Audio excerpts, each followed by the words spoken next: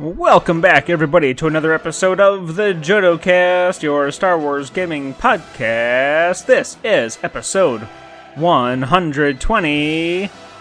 My name is Evan Lewis. I am, of course, joined by Leo Andry. Of course. And Joe Latovsky. That's it. And I can do a different Star Wars character imitation each time instead of saying hello and, letting the podcast start. Or howdy, or... You could do a Star Wars character imitation, but every time it's just you doing Lando and being like, hello, what have we here? Yes, do that every single time. I don't know if I do a good Lando. My favorite Lando line is just him laughing. But you know who is really great at imitating Lando? The patrons! The patrons are fantastic Lando imitators because they are literally great at everything. I wish they would. And if you are not a good Lando imitator, if you send us money, that gift is bestowed upon you. It's our weird. It was a side effect to it was just all patrons. It just happened one day. Like, it was people. They're like, oh, I can do a good Lando, and we found out they all can do a good Lando, and then they started sending us clips. Yeah. Too many clips, but it's a thing. Yeah, science cannot explain it. It's actually a patron reward level. Yeah, it's it's not listed on the website, but trust us, you would get too much money if we listed it on the website. Try it out. Yeah. If it was listed, we would everybody fall would into a new tax bracket. Join our Discord and ask any patron. You might even think you're speaking to Billy D. Williams, but it's not. It's just one of our patrons. Yeah, he'll be like, yeah, Leia sent me. I just happened to be here in this last movie. Let's you and me go figure out where you come from. Oh, yeah. Evan is not a patron, so...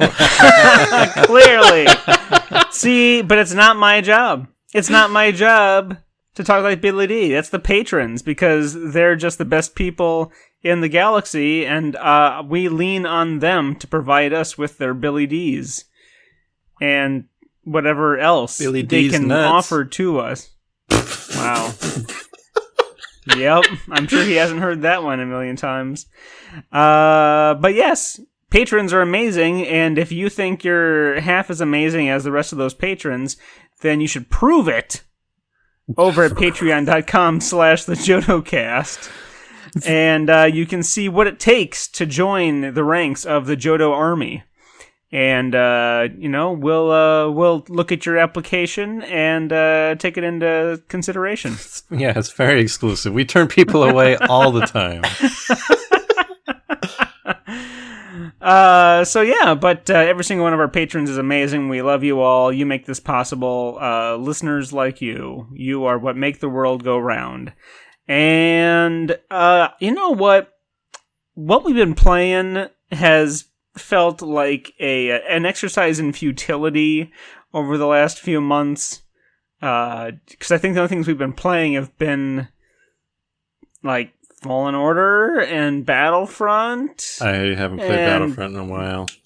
I've been grudgingly. I've been thinking of installing like a X-Wing versus TIE Fighter and start getting brushed up a little bit on flying again before the Squadrons comes out. Because at this point we're 2.5-ish months away? Because it's supposed to come out in mid-October, right? Yeah. So, yeah, I've been thinking about because I have a library of all these old games I haven't played, and I'm like, I should play it, and then I'm like, but if I'm going to play it, I should record a video of it, and then I don't. I can't fit that into my schedule. It's ruined me. Now that I feel if I'm playing a Star Wars game and not recording it, it's like, what's the point? Which is bad. That's not a healthy attitude. What is the point? So, we are going to skip ahead and get right to today's topic, which is gonna be an interesting one. So, I feel like we're gonna there's no script on this one. I have extremely few notes just for myself to help direct this this cluster. But what we're going to do is this. We are going to lay out some of the components of what make for good role-playing game adventures. So these are things that you can glean from pre-published adventures, but they're good ideas to have in mind when creating your own adventures. Question. So yes, sir. Will you be including things specifically related to a good Star Wars adventure? So what I have in mind, I will share this. I haven't yet shared this with my co-pilots. This is like but what Clumsy and Random, the actual episode version, where it's being sprung on us. Yes, we're sort of deconstructing that. So we're going to talk about the broad strokes of what makes for a good adventure. But then as we talk about each one of those, we'll look at examples. We're not saying like this is by the book straight what you need to make a good Star Wars adventure. You want your story to be a good story first, and then find ways to make it Star Wars flavored, because you don't want to pigeonhole yourself so much into trying to make it Star Warsy that you don't have a good story. I think you should always try and, if you're going to run a long campaign, by the end of it reveal that one of your players was descended from a known Star Wars character. That helps. That's very good. Especially if you start it when you're like, 10, and by the time you're 40, you can just, ruin it. Just 30 years of build-up and just crap all over it. Do people really play like campaigns for that long? I feel like there's a handful that do. I wonder how many of them have kids and then force their kids to play as the son of their character or whatever. So like I am getting off topic here, maybe just a little, but that's what we do here. That's on brand. But okay, so on this though, like say yes, in D&D you hit level 20, right? Yeah. What do you do then? I mean, I know technically there's there are what do you mean? Like campaigns that or books that for leveling beyond level 20 and stuff, but technically 20 is the max level, I don't understand. I mean, I understand the question, but I also don't understand why it's a problem. Mostly because most of the games I've ever played, not even Clumsy and Random, but when I've actually tried to sit down and run or be in a legitimate campaign, it never has made it far enough for me to ever care about leveling. So leveling has rarely been a part of my RPG experience, and it's always just about the storytelling and the characters. And so I feel like if you're level 20, that doesn't change. You just can do cooler things, and you still just get to run around and do a story. That's my take on it, because I've never had a good, long experience. Or you come up with a really epic way to retire the characters and wrap up the story, and then you jump forward like 10 years in the same world, and you come up with totally new characters.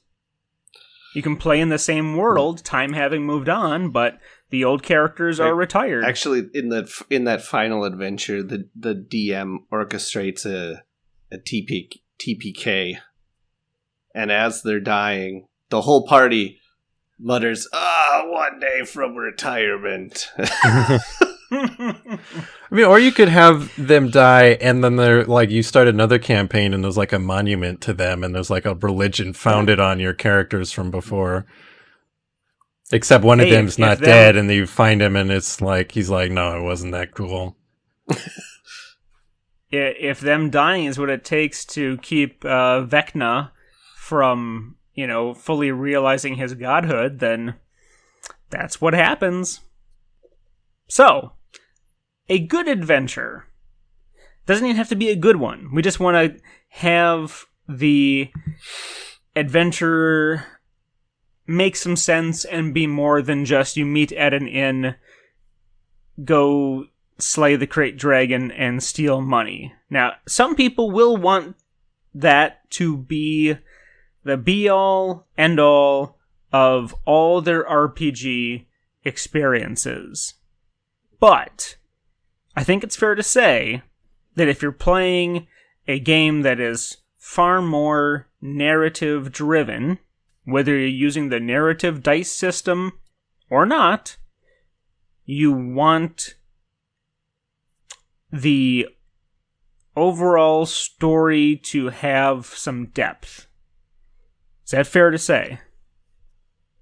Yes. Yeah, like a combat-focused session can be fine, but it's hard to like make a combat-focused campaign. Like, I think the closest we ever really came was one time we did this whole thing where it was like we were all like fighters in like a gladiator arena type thing. And I mean, and that even that we didn't do it for very long, and it was only interesting because each time the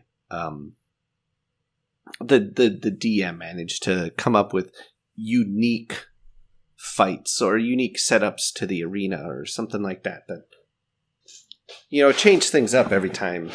But I mean, just doing where it's just like if you're like, oh, there's a rumor of a dungeon with treasure, let's go get it, and we kill the thing and then we get the treasure.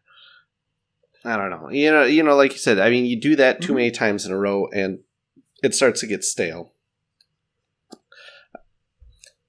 I mean, it's fine for like, I think as in a side mission in a campaign or something like that, but you don't want to make that every session.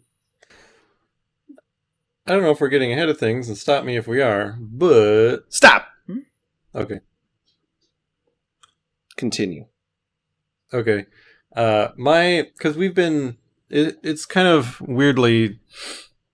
Now that everyone's stuck at home, somehow it has died down, but our role-playing...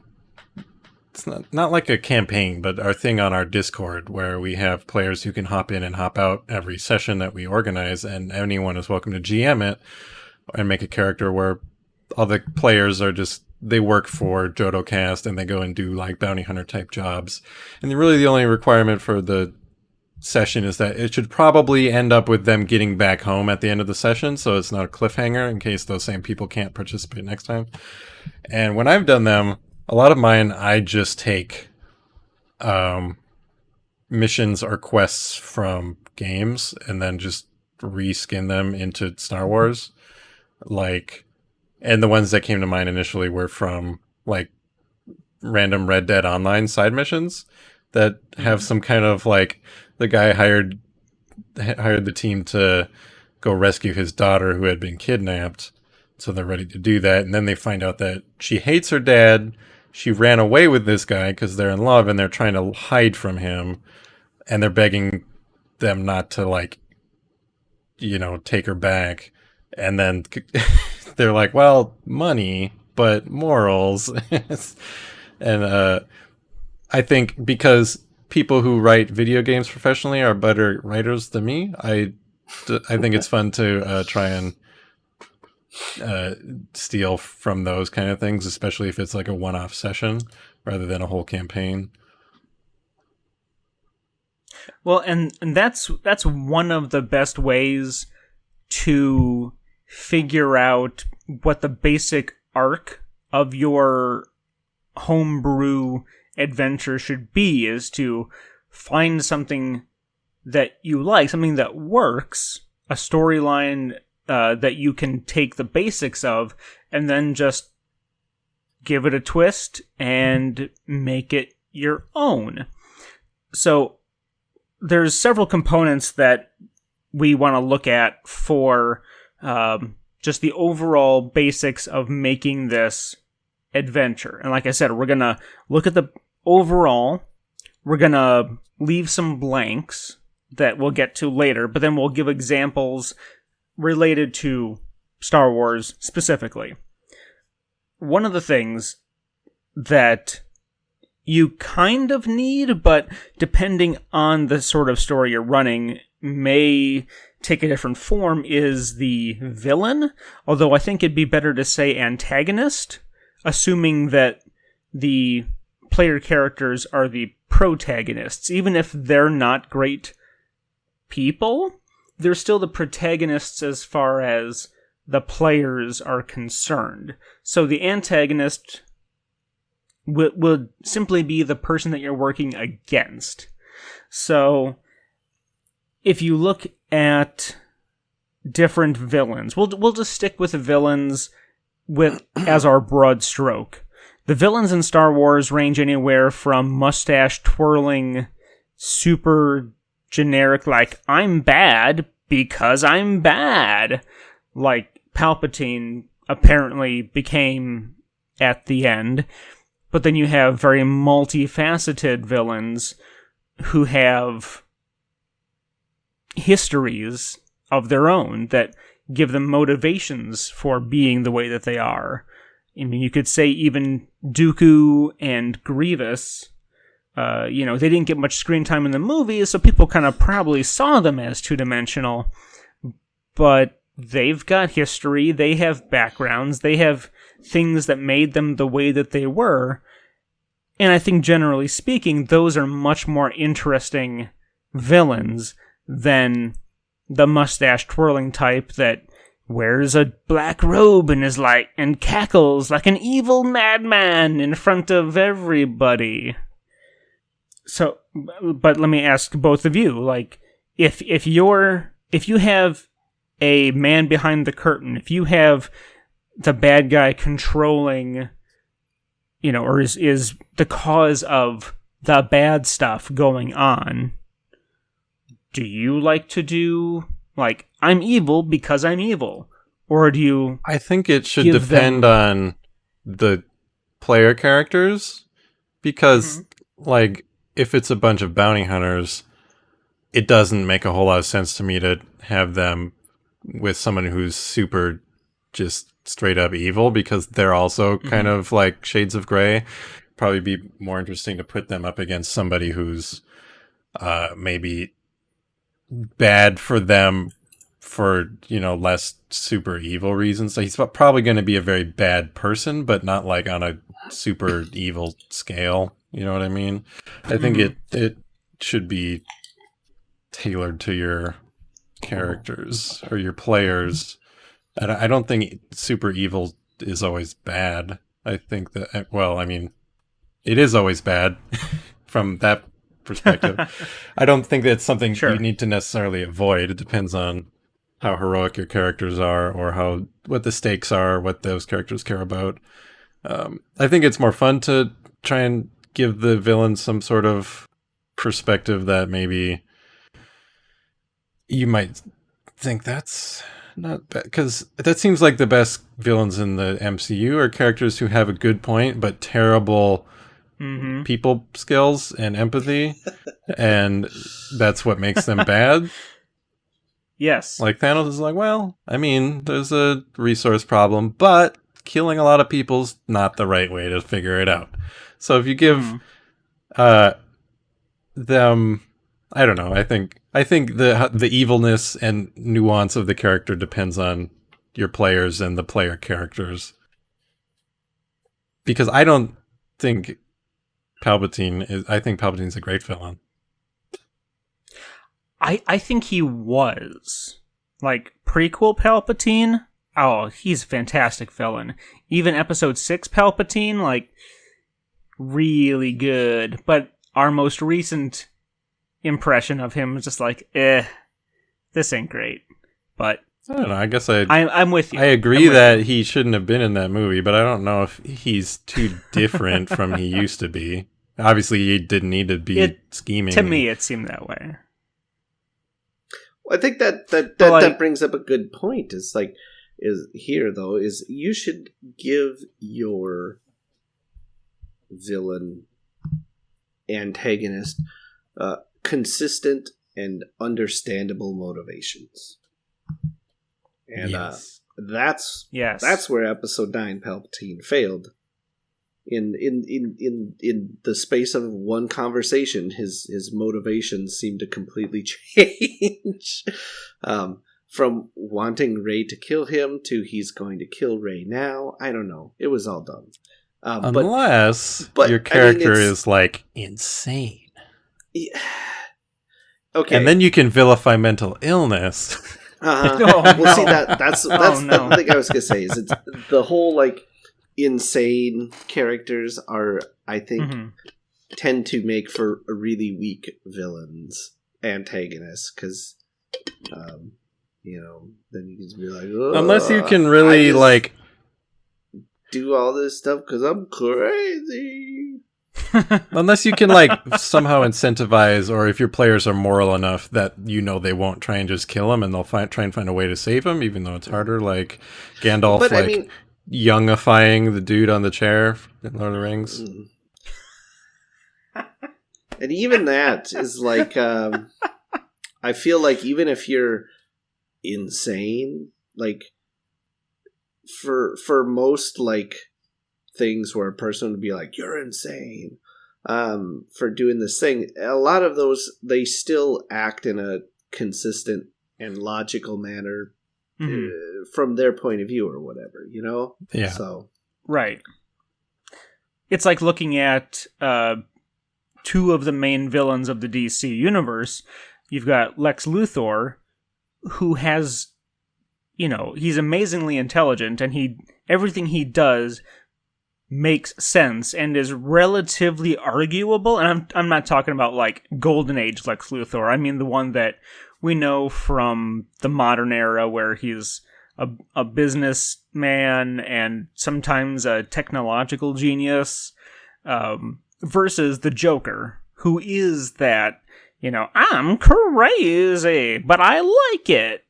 And even he, like I said, like even the Joker, though, I mean, he still is consistent. It's not just like... Yes, that's a big part of it, is being consistent. You're right. And like, he's just not like... I don't know, he's still got like a thing. It doesn't feel like he's just like evil for evil's sake.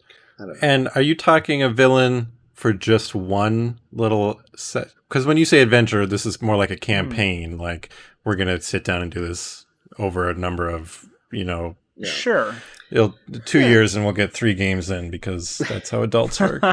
Yeah, I mean, yes. I guess if you're doing just like a short one-shot session, obviously you can skimp a bit on some of this stuff. If it's just like a one-shot, you can just be like, oh, it's this ex-Imperial general. He's now a warlord and is like, he tortures these people and oppresses them. You should go him up or whatever. Yeah, I mean, or if it's just like to really go any deeper than that, in just the like, creature like in the woods that you're trying to get past. There needs to be some sort of that.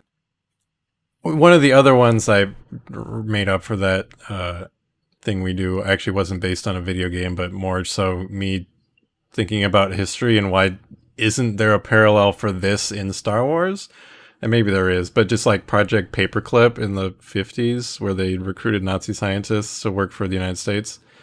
So we had the guys, their mission was they had to capture this New Republic scientist who was a war criminal for the Empire and like ran slave camps on Kashyyyk. But for the New Republic, he like brought clean renewable energy to planets and lifted like bunch of planets out of poverty. So they're like, what are they gonna do? that sounds like a solid, like just that right there is a solid story. I mean, that's solid conflict. That's just real life. What's his name? Werner Braun. He had a slave camp and did the V2 rocket, but he also put men on the moon. It's like, and then there was they were hired by like a Wookiee who just wanted to capture him so he could, because then they, after learning his past, now they have to decide, are they handing him over to this Wookiee who rightfully wants to just torture this man to death slowly, and that's how that ended. They gave him because the Wookiee was paying well. I mean, they were reluctant, even though the Wookiee in the party was like, "Oh, this feels weird." I'm like, hopefully I don't make it push too hard with these moral conundrums in my tales. Because sometimes, like you said, you do just want to like beat people up and get money for it, and that's it. Mm-hmm. So we're going to move on from villain and talk next about locations. So having a memorable location for your adventure, and we can spread this out. We can apply any of these to campaign. But, these might be things that you come up with that don't necessarily get used in the adventure you're running tomorrow, but they could be things you can stick in your back pocket so that after tomorrow's session goes really well, or it goes a direction you didn't think it would, you have these ready to go for the next game. Then you can link them together in ways that you didn't see coming. So location, you think about like classic D&D locations, and they are often the names of those adventures, like the Temple of Elemental Evil, or the Tomb of Annihilation, Tomb of Horrors. The Tomb of Horrors? But then you... Horrors, Charlie. She was a hooah! But you look at Star Wars, and, those locations are almost as much characters as the people. So like Hoth, you think of the Walkers, you think of Luke getting lost out in the snow fighting with the Wampa, you think of Cloud City, and you got everything that goes along with that, and Endor, you got Ewoks, you got going back to Tatooine, you've got multiple locations on Tatooine, they instantly conjure up very familiar feelings and memories and sensations. So locations aren't just throwaway. We sometimes use them as throwaway for clumsy and random. I'm not good about applying them in a one-off. But Joe, I think you do a great job of saying, "Oh, we're at this planet. It needs to feel like this." See, and I like to, like you said, a lot of the famous locations are almost a character themselves. And I like to use that in a lot of my adventures. When I would run campaigns, I would often start on a familiar, movie recognizable planet or location or something like that, because I feel like that really helps the players to get into the mindset and sort of transport themselves into the world by starting someplace that they can easily recognize and envision themselves. And then from there, I tend to move off of those recognizable planets to take them to some more obscure location that maybe they haven't heard of because they didn't read this comic or that book or whatever. And, but because they started in this familiar place that they can imagine all the Star Warsiness of it, it's easier for them to transfer that to this new location rather than if you just start fresh there with someplace they don't recognize at all. And, it's certainly not something you have to do. It's just something I like to do when I'm running mine. Yeah, I think that does help a lot. If you start, especially for people who aren't necessarily, like you said, the people that read every book and every comic and have played the games, and if you tell them, your party has landed on space station Zeta Eta Theta, it's like, okay, that means nothing.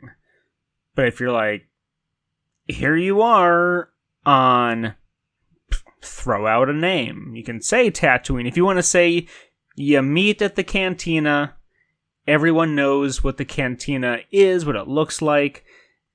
Those sort of starting locations work for a reason. Like you said, it's a place that everyone gets. They're like, yep, got it. I'm there. Now where do we go? And I think there's nothing at all wrong with you start at the cantina. It's a starting at the bar, the inn, the cantina. It's a role-playing trope for a reason. It is.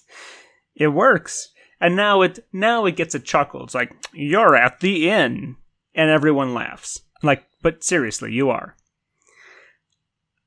So yeah, fantastic locations, and I don't know if there's a whole lot else that needs to be said, but I do feel like Joe does a very good job of making it feel, I was going to say feel real, but just sort of getting that feeling of you're in for example, a cold environment. Where were we on Renvar when my night sister was found searching the ruins? Yes. By yeah. That didn't end well. Well, it depends on who you talk to. But certain GMs are very, very good at getting that location across. Even if it's a place that you might not know by name. Like if I said, you're on Renvar to a bunch of other people, they probably wouldn't know what I was talking about. But just being able to build up, it's icy cold, but it's not like Hoth, where it's just a snowy desert. You got mountains of ice, and there's ancient ruins, but being able to build that up and build up that location is every bit as important as everything else that's going on. Our patron / photo journalist, Christian, otherwise known as Meat Castle, our patron, he is extremely good at delivering location descriptions, especially in Call of Cthulhu. Like, I have felt the cold, like, biting in as we're, warm inside, but good location descriptions are important. That's my point. And I feel like, as GM, I don't think you should stress about memorizing every aspect of every planet out there or anything like that. But a good working knowledge of lots of common planets, like ones, is good to have, so you're kind of ready for situations your players may throw at you. Because no matter how many breadcrumbs you lay out for your players to go to a certain planet, they're going to invariably go to a different one just because that's what they feel like doing. Yep. So it's good to be prepared for that stuff, especially because if a player's suggesting the planet to you, they likely know the basics about it too. And, it's good to be prepared. If you're not, though, I mean, if the player knows the planet and you don't, ask him about it. Let him give him the chance to describe it. Sometimes that is a thing to do, is to let your players take on the role of the storyteller. It doesn't always have to be you. And I think the Star Wars, the narrative dice system, helps facilitate that. So I think if you're playing this system, you probably are more used to doing that than maybe if you're like doing a D20 or something like that. But the point is, if the player knows more than you, let him take the reins for a minute. So, villain and locations were the first two necessary ingredients for a good adventure.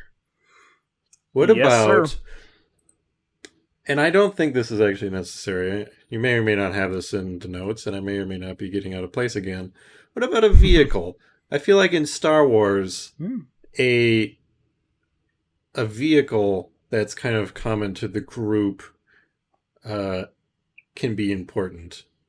Doesn't have to be. I've played games where, they don't really have one, but I feel like that's kind of in the Star Wars one, it's kind of a big deal where you're like, okay, the party is going to get this ship. This is going to be their Millennium Falcon. This is, For sure. I think the party starship can often almost be a character in the campaign too. So it's something definitely to think about. There's a reason why all 3 lines of Star Wars, they've got a ship sheet, right? Yep. Of some kind. Yeah, and you can go about it a lot of different ways. Again, you can work them getting the ship into part of the story. I think the last big campaign I actually ran was a thing where one of the characters inherited the ship from his uncle who died, and then eventually they find some stuff hidden in a smuggling type compartment, and then that sort of is the lead into the main plot of the adventure. And you can do something like that, or just one of them owns the ship, and that's all the further you need to go into it. It's if you can work them getting the ship into the story, it's a neat touch. And that actually rolls into the next topic, which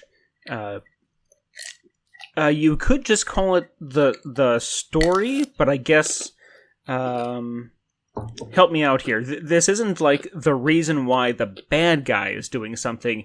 This is the reason you're presenting to the PCs to set them on their adventure. The call to adventure? Isn't that what it is in the hero's journey? Yeah, there you go. That's perfect. I was going to say plot, but that doesn't really get the point across. But yes, what you just said, the call to adventure. This is getting, and not just getting the characters on their way, but it's also getting the players invested in their character's journey. So it's 2-part. It's get the character on the road, but then get the player to care about what's happening. And I think you've already talked about one. Sorry for just 1 second, but if your bounty hunter is yep, here's your next job, go for it. And that's not a bad one. That just makes your life easier. I always whenever I'm brainstorming the campaign, and the one time I actually tried running one that didn't end up finishing, I like to try and think of some sort of mystery that unravels as it goes, which is probably not, that's not necessary, and it's probably hard for a lot of people to want to plot out, especially given how unpredictable your players can be. But I think I always think that's fun, where maybe the villain is actually mysterious to the players. They know he's out there and doing things, but they don't know who he is, and that's part of their adventure is learning more about him or something like that. Until you find out that it's you all along. Can you imagine doing that? Especially if you have a player that's being a paragon, just super good, and be actually, it was you every night when you lost your memory. It was just I'm taking part ownership of this character you spent 5 months on. Yeah, I wouldn't dig that, but if let's take Grief Karga. If it's the guy that's been giving you your jobs this whole time, he's the mastermind. Right. That wouldn't be too bad. Yeah, it could be somebody it could be somebody that you're just uncovering clues to, and then eventually you meet them. I think in the campaign that I was planning, the end game would have been similar to I think I was basing it loosely on the Shadow Broker DLC for Mass Effect 2, where they were trying to find this information merchant who I think in the end was going to turn out to be an astromech droid, because that's just me, what I would want. And they would, he'd be like, "Join me or die," and they're like, "You're just an astromech droid." And I think the call to adventure part of your adventure is really one of the only bits you can really script out in detail when you're coming up with your adventure idea. Personally, actually, I remember how it actually was, because I think you can. It's generally very early on, if not the very beginning of your campaign, when this happens, and I think you can really make this be a scripted event. But I think once you go beyond that, it's important that you not get too bogged down in wanting to have specific things happen, or it's more like you need to have a nebulous idea of where the campaign's going to go, and you do your best to herd the players in that direction, but you need to be ready to kind of flow with what they're going to do also. I remember what the campaign actually, how it was going to end and the point of it. And you guys tell me if this fits for a good campaign. This is how it was going to... They eventually... They end up meeting an ancient droid, and he gets on their crew somehow. And he doesn't have any memory of his past, but he's like helping them discover this mystery character that they're trying to figure out. And it ends up sort of being like KOTOR, where you're going and finding these like locations that somehow are triggering memories in his head because he used to be owned by this villain that you're looking for. And so he's very like helpful along the way, and he's helping you find the clues to this villain. And at the end, when you get there, I think there's an astromech, and you're like, that's him. And then the astromech like goes and touches the ancient droid, and his memories come back. And it turns out he was the villain the whole time. He was, I think, testing your ability to like get through all this, in which case he could hire you. If you don't want it, he'll kill you, or at least attempt to. And his motives was essentially he'd been around for thousands of years and had kind of like maxed out on life and thought it might be fun to set up this little scavenger hunt and erase his own memory and see if he found his way back, or if anyone could get him back. I think that's how the finale was going to be. Yeah, I like it. Wow. And I will say, mysteries can be very hard to not just figure out how to keep the players hooked and keep them on your trail of breadcrumbs, but coming up with the breadcrumbs themselves. Yeah, and just is hard. You gotta drop hints, because if you watch a mystery movie, there's gotta be things that you could look back on and go, "Oh, that meant that." Mm-hmm. You can't just get to the end and have it be revealed and be like, "Yeah." So yeah, getting the players and the characters going is definitely a tricky one, but I do like the idea of it's okay to have this part relatively scripted, relatively on rails to get them to the point where they can take the reins. And I feel like it might be easier in different... I was just thinking, because I've been wanting to do a Age of Rebellion game for a little while. Mm-hmm. I feel like that would actually be really fun. In the past, I was like, I'm not too interested. I want to be a scummy person. And now I'm like, I want to fight fascism in my brain, in the imaginary world. But I feel like that's an easier one to call to adventure. Be like, okay, here's... this is our special forces mission, and then you can do something really cool that way. Not necessarily let's fight the Empire, but here's specifically what our mission is. And then theoretically your players should be pretty excited because they're rebels and you're giving them a cool mission or whatever. Yeah, the call to... I mean, and that just brings up a good little point, is that sometimes your call to adventure needs to take into account who the characters are. You know? Right. If you're like, hey, the king is oppressing everybody, let's go overthrow him. If your characters are like, his knights. But we're all knights. Who help do the oppressing. I'm the king's brother. Maybe he wants to be king next. It's good to be the king. That sounds interesting. Yeah. Just a role-playing game where you play as, like, the ruling class. And it's called Let Them Eat Cake. Yeah. A D20 adventure. A tale of white privilege. Or a tale of just, like, wealth privilege where your goal is kind of to, like, survive a revolution and keep your head on your shoulders. That would be interesting. It would be a bit cliche to have a campaign where you play as a prince or a king, and you're like rejecting your birthright to go be a hero or something, because that's kind of boring. Not that you want to play as, I don't know. Hey, Christian, you're listening. You like weird role playing games? Use that. Make a game for us, please.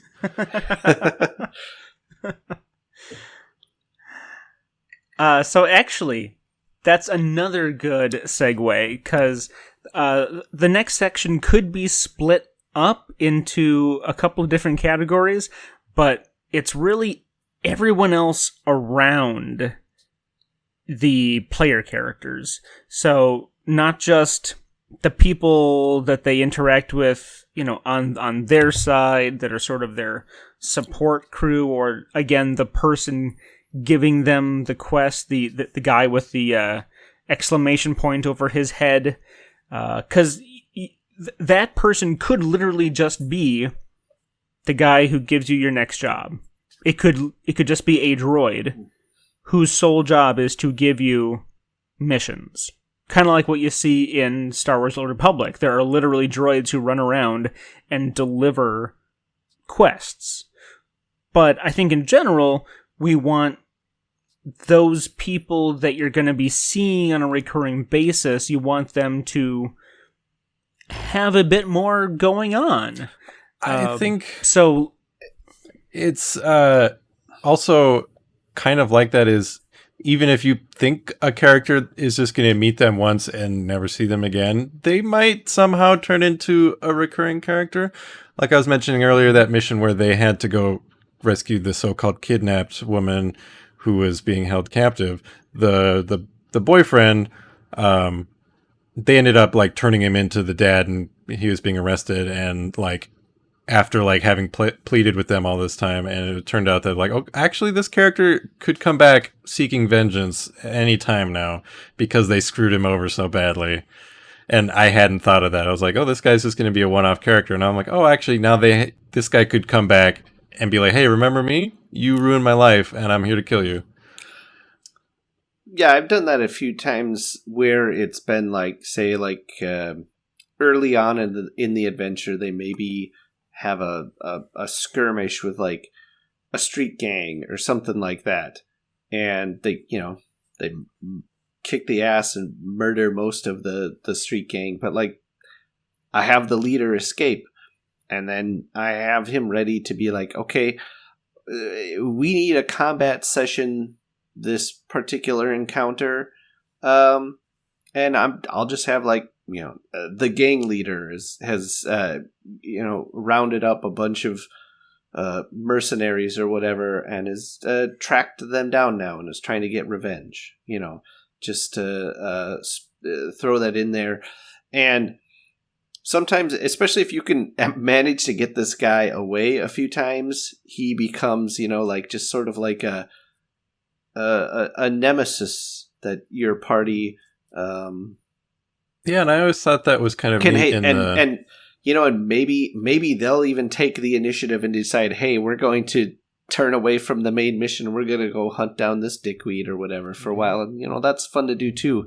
But I think it's also good when you're planning your adventure is to, like I said earlier, is I think you can't get too specific with adventures. In my mind, it's if you try and plan out too much ahead of time, you're just going to get, I think, frustrated and that you've just wasted a whole bunch of time with a bunch of material that never gets used.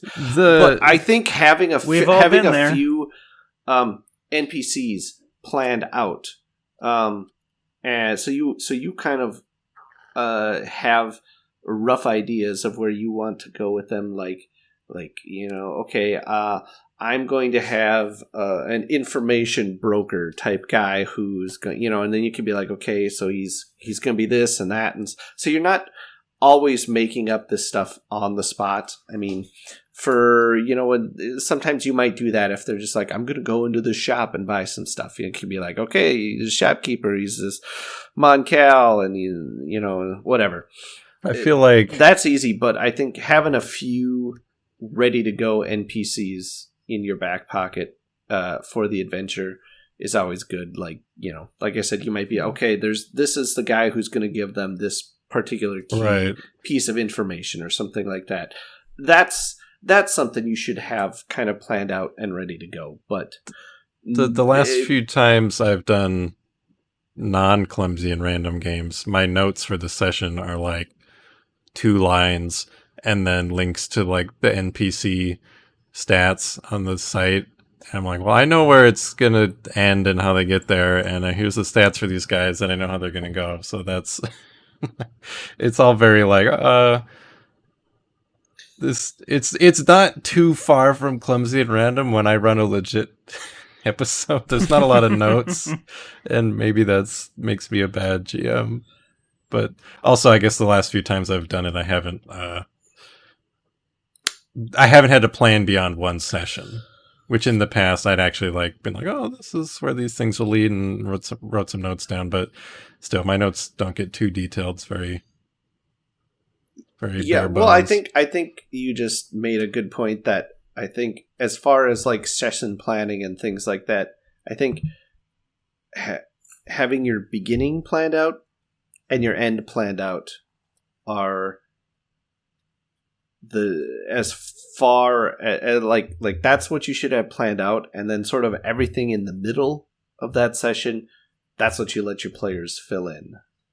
And you brought up a good point earlier, that anytime a bad guy that you might only have planned for one session survives, like either via capture or gets away, having foiled their plans, and they come back around, that gives the players and the characters a really good villain hook. They might not even be the main villain. They could just be a lieutenant that, that's the one that you're interacting with. You might not have any idea who the ultimate boss is, but there's that one guy who keeps coming back, and you keep ruining him. You keep reminding me of the session that I tried to run a couple years ago, because the other villain was an Imperial, like an ISB agent, who was trying to find the same mystery character as they were, and so they kept bumping in, and he was trying to foil them and like get what they want. So the Imperial guy and the party were looking to get the same, trying to solve the same mystery, so they kept bumping into each other.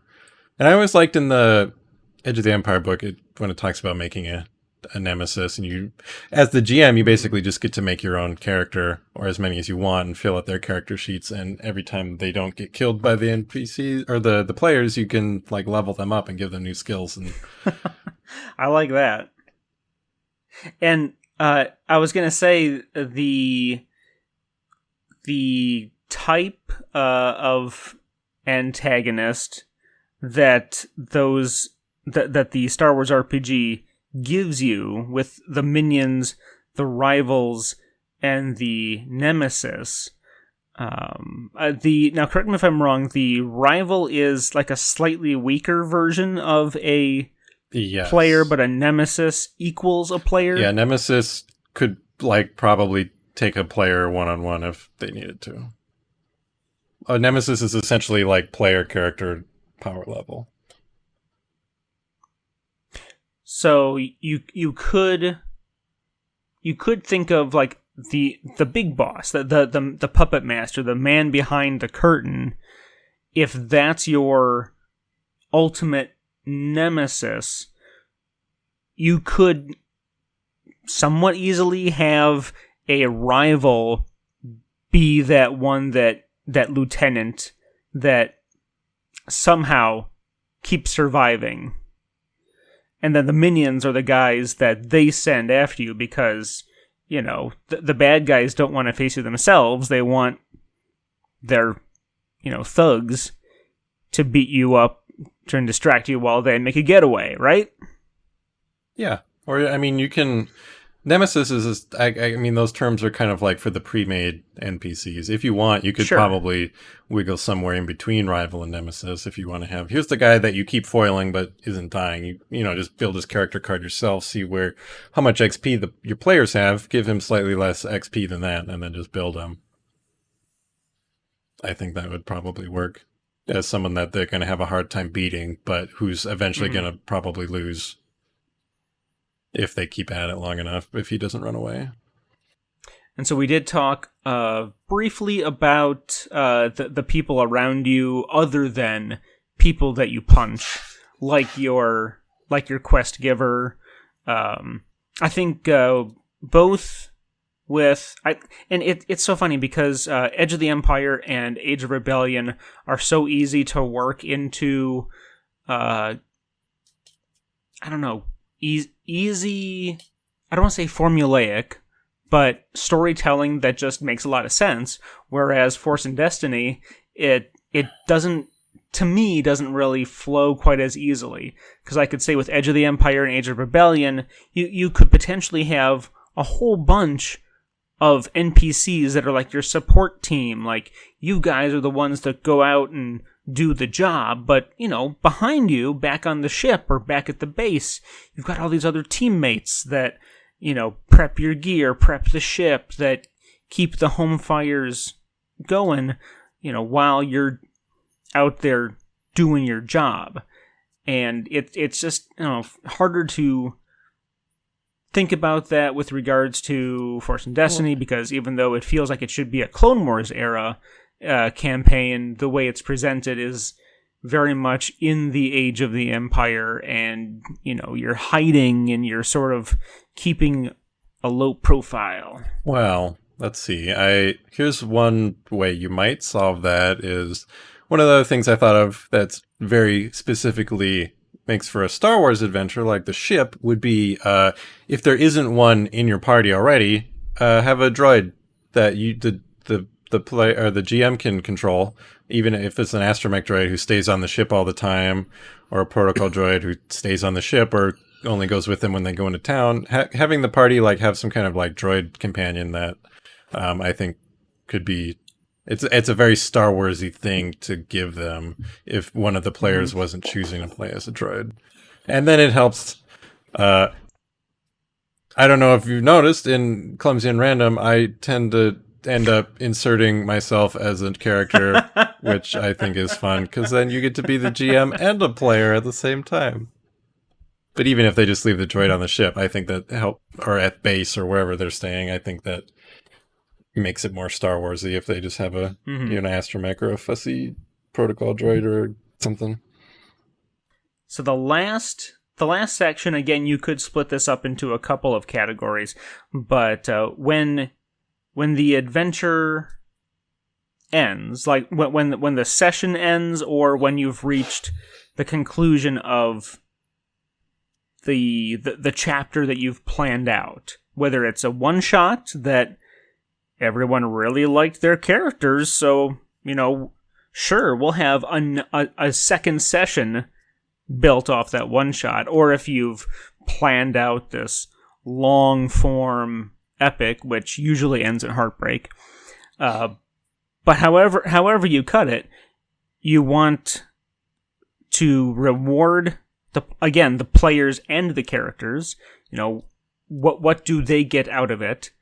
And then the flip side of that are the repercussions. Like, maybe you didn't, again, going back to the villain got away, maybe you didn't capture everybody. What does that look like? What were what were you asked to do, and what actually happened?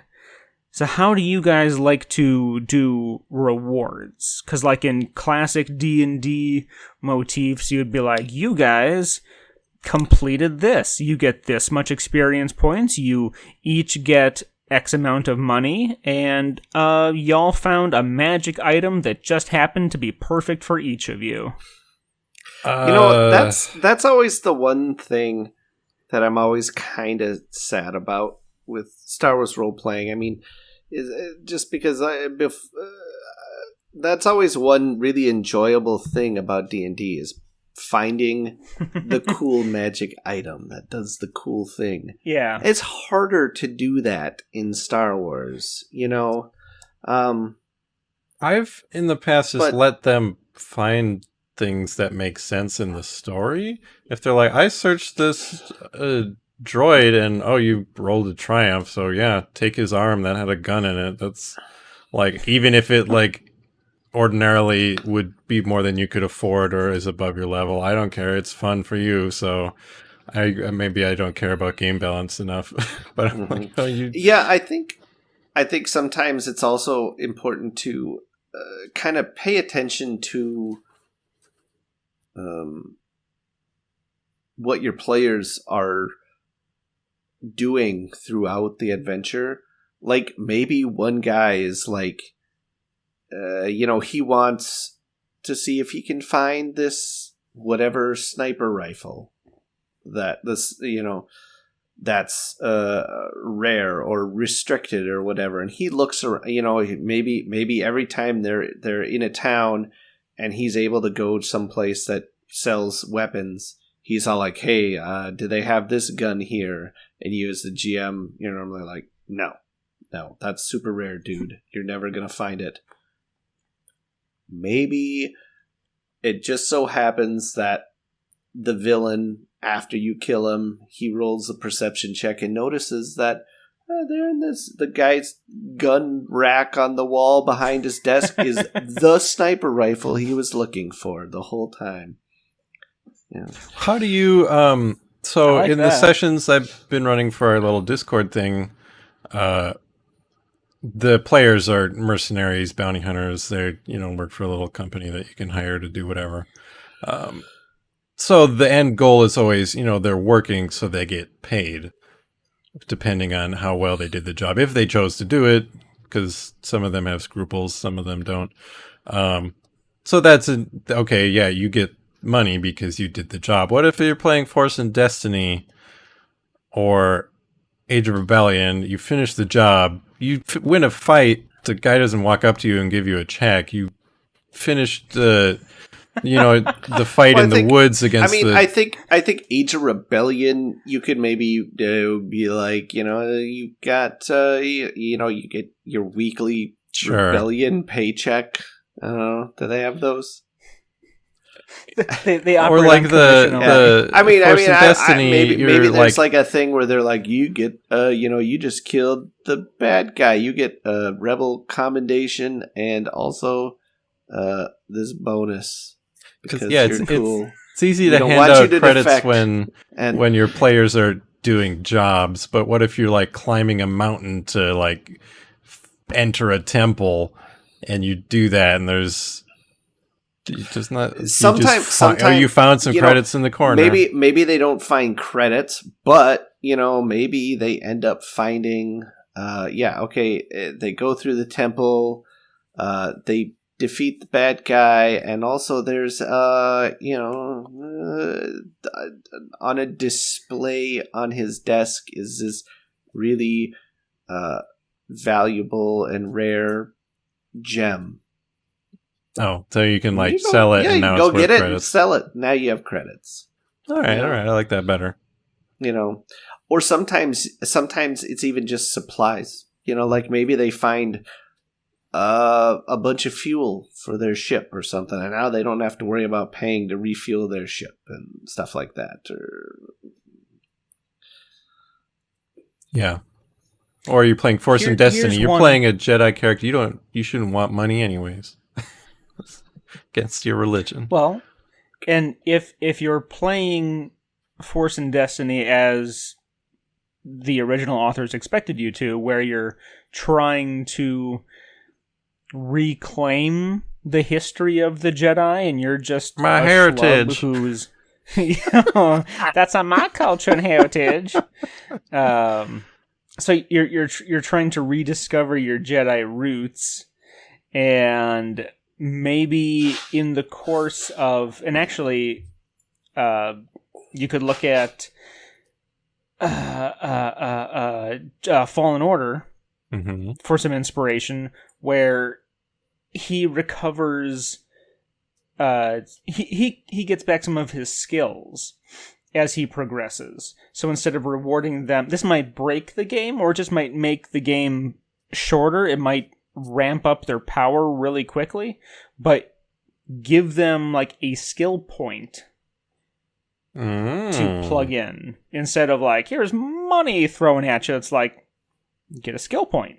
I think it sounds interesting to run a game where the players are just pretty poor the whole time, especially if they're not like trying to be super good. Does that mean they're going to just spend a session trying to like rob people? Or it like happens. Yeah. I played a game one time where a member of our party just got sick of being broke and decided that he was going to rob the jewelry store in town. And we were like, this is a really dumb idea. And he's all like, no, man, we need money. And the rest of us are like, we're not doing this. And he's all like, fine, I'm doing it by myself then. And he goes in the middle of the day, and This is ends up D&D? getting shot. This is D&D. Ends up getting shot by the jewelry store owner. Not fatally, so he ends up in jail. And everyone else hated this guy. Well, we all kind of hated him.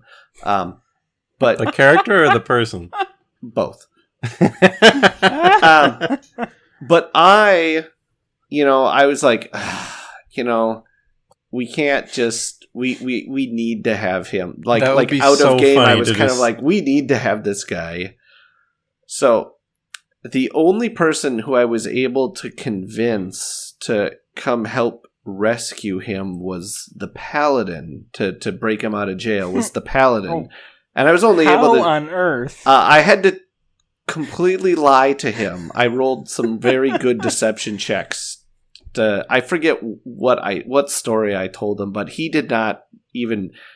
I think about halfway through us breaking him out, he was all like, wait, aren't these city guards that we're killing? I was like, no.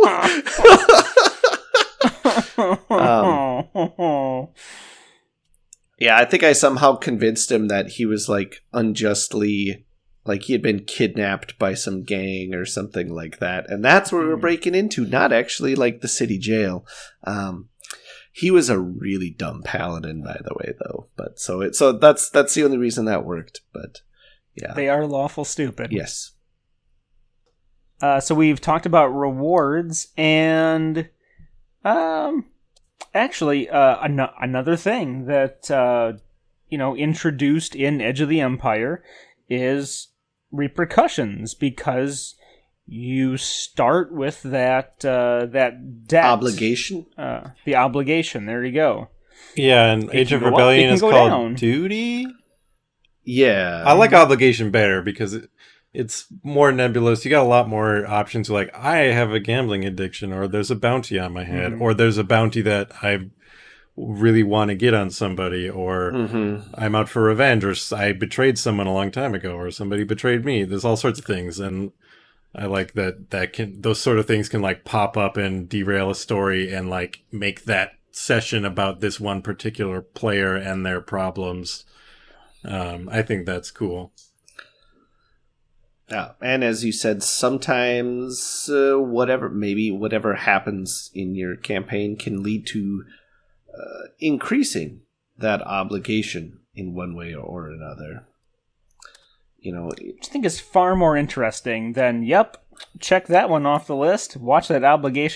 Mm-hmm. Yeah, no, I think it's important to to keep that in the back of your mind when you are making your way through each session is to think to yourself, is there an organic way I can hook in one of my players' obligation? Right. You know, bounty is an easy one. If it's a bounty on their head, just literally any corner they turn, there can be a guy standing there and be like, I'm here to kill you. Other ones are harder, like if they have a, you know, I don't know, their heart's broken or something. I think if you don't bring it into the campaign in some way, then that obligation is meaningless. I mean, it's just like it's a non-factor. And I mean, it's especially if the players are like, okay, I'm going, because when you create your character, you know, you have the option to be like, okay, I'm going to take 5 extra obligations so I can get some extra credits or extra starting experience or whatever. If they do that and you don't ever make that obligation come into play, well, then they basically just got that for free. You know? I think there is, in the book, it says before each session, you should like roll on a little chart. Yeah. And the number tells you which player's obligation may or may not come into play. But obviously you can just do it whenever you feel like. But there's also a mechanic to like kind of force you to do it too. Yeah, but I'm saying like if you can roll that number, but if you don't ever actually end up working it into the story, again, it's... It's like one time I played this campaign. It was like a Shadowrun type thing or something like that. It was kind of like a homebrew thing, cyberpunk homebrew, whatever. And the GM gave us a list of advantages and disadvantages we could take. And it'd be like, okay, you can take these advantages, which are some cool extra things your characters can get. But and then they had point values, and the cooler the advantage, the more points it cost. And then you had to balance it out with an equal number of points of disadvantages. Well, one of the players went and found, he just totally gamed the system where there was like this really high point disadvantage, which was terminal illness. So like he had a year left to live. And so then he got a whole pile of these advantages, and he basically just became a Superman in the game. And then the GM just never had his illness come into play. So he just got to be way overpowered and kick the ass of everything in the game. With his disadvantage was meaningless. He could have just as well not had to take one. So if you don't, like I said, so you need to work the player's obligation into things too. A good example that, I would definitely steal from this. We talk about stealing ideas, and everyone should, until you're going to try to publish it. Then you need to do a lot of reworking. Or you can do, like I said earlier, and just take a plot from real world history. That's not copyrighted. For sure. Yeah. But look at Mass Effect 2. Specifically Mass Effect 2. Because every single one of your teammates has massive obligation. Mm-hmm. And if you want them to be at their best, you need to address that obligation. It's much more prominent in that one than in 1 or 3 or Andromeda. That'd be really funny if in a campaign your players had not figured out their obligations before the last mission. You found a way to come up with all of it, even if it didn't make a whole lot of sense. Or like, okay, I'm taking aim on the bad guy, I got the shot. And be like, okay, roll to see if you got a itch for the heroin or something right now, because you never kicked that habit earlier in the campaign. The bounty hunter shows up on this lone planet to come get you really need to go get some spice. So you go and you find your local spice dealer, who also turns out to be a bounty hunter who's trying to capture the other guy in your party. And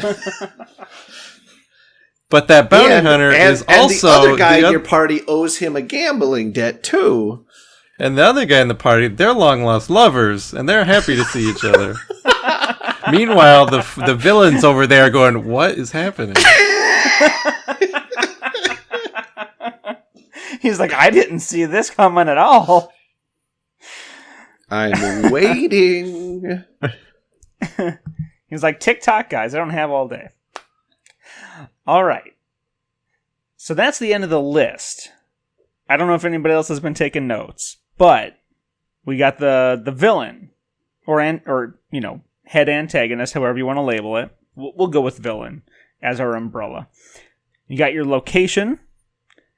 What did we say? The spaceship? Call to adventure. Call to adventure, yeah. I mean, I think spaceship. See, spaceship could be a reward. It could be like, it is almost an NPC. It is a location. It fits a lot of different areas. It's the villain. They find out the ship has been trying to. They've been making bad piloting checks, but it was the ship all along. Maybe that, like every other Stephen King story is about the evil car. Do you think Star Wars spaceships can get depressed and just want to crash? Ask L337. Well, she seems to be doing great. Apparently. Even though Lando didn't even say hi to her in episode 9. I assume that he said hi to her. Maybe she's not there anymore. Well, maybe. If you want to, by this point, Unkar plot had formatted the computer. He would. In the novel, she's gone very shortly after integrating. Well, in a way, she's basically merged with the AI that already existed in the Falcon. Because in the movie, they're just like, plug her in, we're good. In the book, they plug her in, and she's like, this is f***ing bullshit. What the hell is going on? And the Falcon's like, oh, hey, welcome. Yeah, that sucks for you, but you've got to like merge with me and kind of lose your sense of self, or all these people that you care about, or at least Lando, you care about him. They're all going to die. So it's either you lose yourself to join me in the ship, or they all die. And she's like, okay. That's how it happened in the book. All right. Which made it a little bit more like self-sacrificing and altruistic than we were led to believe in the movie. Her in. Yeah, they're just like, oh, hey, you remember how you wanted freedom? Sorry, no more of that. Ugh, yeah. So we got our call to adventure, and then I guess just list them all under NPCs, whether it's the henchmen and other bad guys, or your allies. I guess you could say the denizens of the story. Mm-hmm. And then finally you got your rewards and repercussions. So what we want, this is on the listeners, followers, everyone that pays even the slightest bit of attention, whether it's listening to the entire episode or following us on Twitter. Oh, is this a call to adventure? This is their call to adventure. Maybe that'll be the name of this episode. Adventure! We want your ideas, because we're going to take this skeleton that we've laid out. We want you to put the pieces in here. We want your ideas. Collectively, we'll figure out what works together. Because if you say we want the bad guy to be a mutant space clown, we want the location to be Mustafar, and we want the villain to eat all of the banthas. It's like, that doesn't work. I mean, it works for clumsy and random. I mean, if we just use clumsy and random PCs, that already solves a lot of the head work I do on the fly. It's true. It's not usually the players are the villains in clumsy and random. That's true. That's a good point. But we want to try to make this skeleton usable by people, whether it's us three, using your suggestions to make an adventure that we could run, or we can make this beefed up skeleton. It's like we're making the skeleton, you give us the meat, you give us the muscle, and we'll slap this sucker together. Do we need each person to provide all the requisite pieces of meat, or can somebody provide like a haunch and somebody else can provide like a pectoral, and we'll pick and choose which pieces we want to slap on the skeleton? I think that is just fine. If someone has no idea about, like, rewards, that's fine. If you have a great villain, a 4-dimensional villain, 3-dimensional villain, give us that. Okay. It's not like, we're going to take all your ideas because we only like you. No, this is going to be, everyone gives us what they have. Show me and we're what you got. We're going to Frankenstein this thing together. And you know what? If we treat it like a Mad Lib, we can have a few different ones. Because this does not have to be like a 36-page adventure. This could just be a paragraph. See, but I feel like this is almost the opposite of a Mad Lib. Okay. Where instead of having like a story that you fill in these few blanks, instead you have a few things and then you write the story around those. It's like it's an inverted Mad Lib. Yeah. So, I like where this is going. Evan, I wonder if that would be kind of an interesting way to write a story where it just gives you a bunch of it's like some nouns, adverbs, and stuff, and it says you have to use them in this order. But you write a paragraph, a little story using these words in that order. You could call it Bill Dams. Evan, I'm a listener, and I love the show, and I'm very into role-playing games, and I like all the things I've heard, and I can't wait to scrounge up some meat to get on your bones. Show us your meat, fans. How do I present my meat to you to please your bones? Got some meat here. Usually we do hashtags for Twitter and Discord. I'm open to other suggestions. If you two have other ideas about how people can communicate this to us, we'll certainly put out the request via the usual spaces, Twitter, Discord. But it could be hashtag call to adventure. It needs to be more specific. Okay. Call to Jodo Venture. I don't know. Jodo's Meat Market. Let's see what we got. I'm going to Twitter right now. Oh no. You hate Twitter. I do hate Twitter. I get so angry every time I bother with this dumbass website. That's how I feel about Facebook. How much time do I have left on Twitter before it kicks me out? Twitter's bad for me. I don't know what my password is. Oh, I have 6 minutes left before my browser prevents me from looking at Twitter. Okay. We're going to search for hashtag call to adventure. Oh, there's a new Chicken Run trailer out.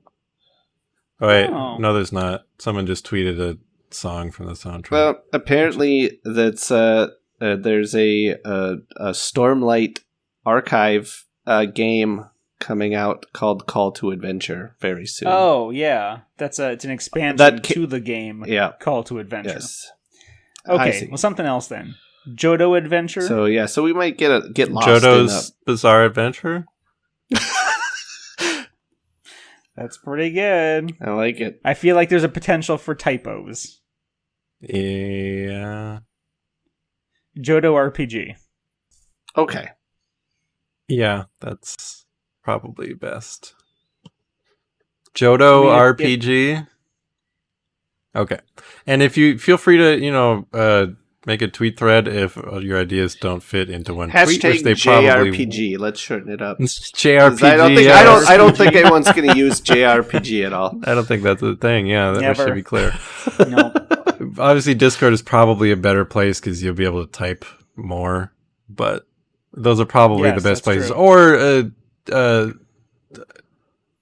to comment on the YouTube video if you're listening to this on YouTube, or a comment on the post for this on our website, which I think allows you to leave comments. I don't know if we'll check that very often, but I probably will for this one.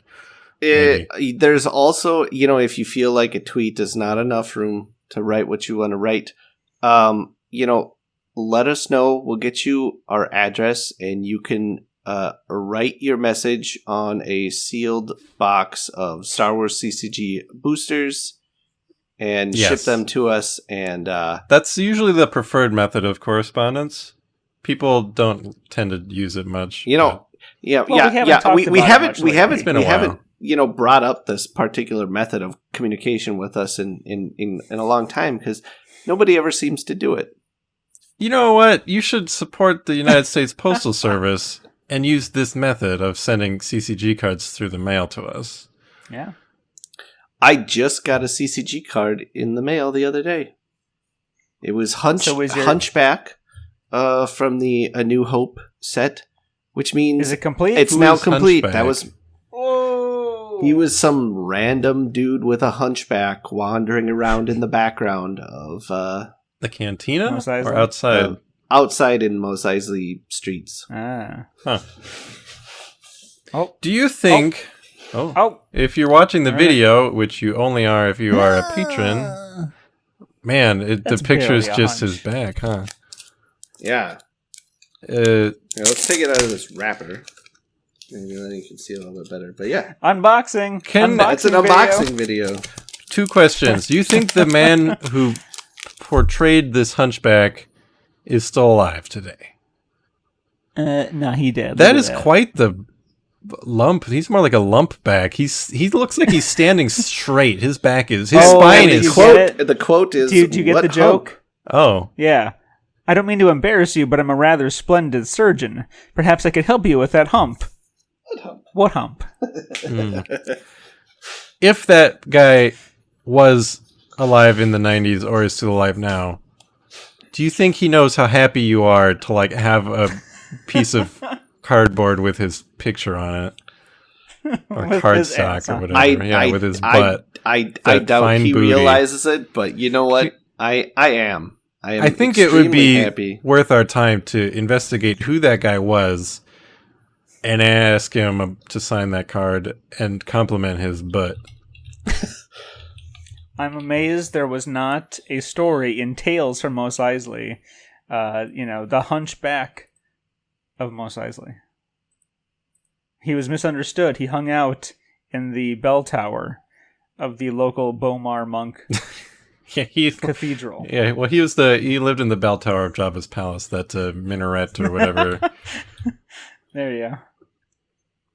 All right, so that is what we would like everyone to do, is to give us your ideas for this adventure, this Jodo cast produced Star Wars adventure, villain, location, call to adventure, NPCs, rewards, and repercussions. And we will slap it together, throw it in a blender, and give you an adventure that you can attempt to run. Maybe we will attempt to run it. Who knows? Only you can make this happen. And with that... Oh, wow. So... is he alive? Does he still got the booty? So this card is actually... Yes. It's actually Tequil from the back. Tequil? He is a Snivian dude in the cantina. Is it 2 different characters? Or is it like, okay, we got the same costume, we're going to turn him around, pretend it's a different guy? Like, canonically, is it the same guy, and the CCG didn't know any better, and they're like, oh, there's a hunchback. They didn't know it was the same guy when they made it. I need answers. I'm going to guess the latter. He was portrayed by a guy named Elf Mangan in Star Wars Episode 4, A New Hope. Okay. Where's Elf? Oh my goodness. What's his name? How do you spell it? Elf? ELF? Yep. How do you spell his last name? Yes, Tequil, also known as Snaggletooth. Let's see. Oh, it looks like he died in 88. He didn't even get to see his card. We gotta go leave a card on his grave. Yeah. Where's he buried? Well, either way, thank you, Elf. This episode is dedicated to Elf. Mangan. Yes, the episode is in memory of Elf Mangan. Oh my gosh. I searched it and there's some kind of manga elf thing, which... An elf manga? Great. No, not Just elf. Just an elf. It looks like some like anime with pointy ears. Elf Quest? Yeah, probably. Alright, we're gonna wrap this up, and then y'all can do your search for an unfortunate hunchback dead man. Thank you, Leo. Thank you, Joe. Thank you, listeners. Thank you, patrons. You're the best in the whole world. And we look forward to seeing what you bring to our doorstep for this adventure. So, until next time, catchphrase.